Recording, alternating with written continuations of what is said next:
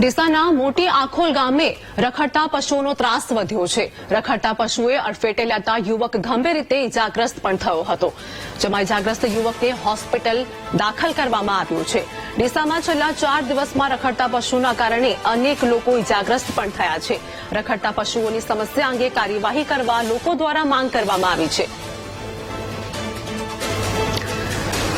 તો ડીસાની મોટી આખોલ ગામે રખડતા પશુઓનો ત્રાસ વધ્યો છે અને આ જ કારણે અનેક લોકો પણ ઇજાગ્રસ્ત થયા છે। રખડતા પશુએ અડફેટે લેતા યુવક ગંભીર રીતે ઇજાગ્રસ્ત થયો હતો। તો રખડતા પશુઓના કારણે લોકોને હાલાકી પડી રહી છે। ડીસાના મોટી આખોલ ગામે રખડતા પશુનો ત્રાસ યથાવત જોવા મળ્યો છે।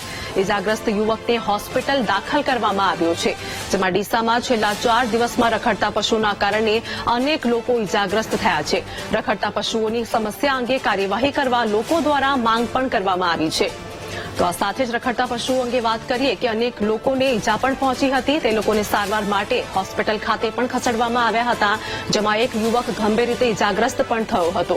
તો ડીસાના મોટી આખોલ ગામે રખડતા પશુઓનો ત્રાસ યથાવત જોવા મળ્યો છે।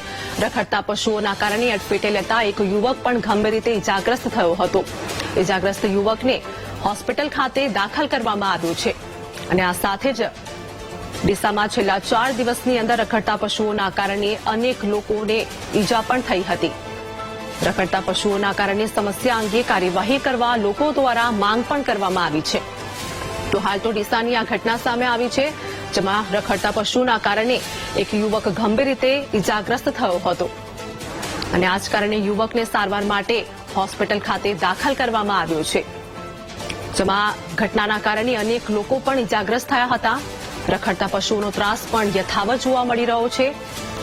આ સમસ્યાના કારણે લોકો દ્વારા અનેક વખત રજૂઆતો પણ કરવામાં આવી છે, છતાં પણ તંત્રની કામગીરી સામે અનેક પ્રશ્નો પણ ઉભા થયા છે। અનેક લોકોને ઈજા પહોંચતા તે લોકોને સારવાર માટે દાખલ પણ થવું પડ્યું છે।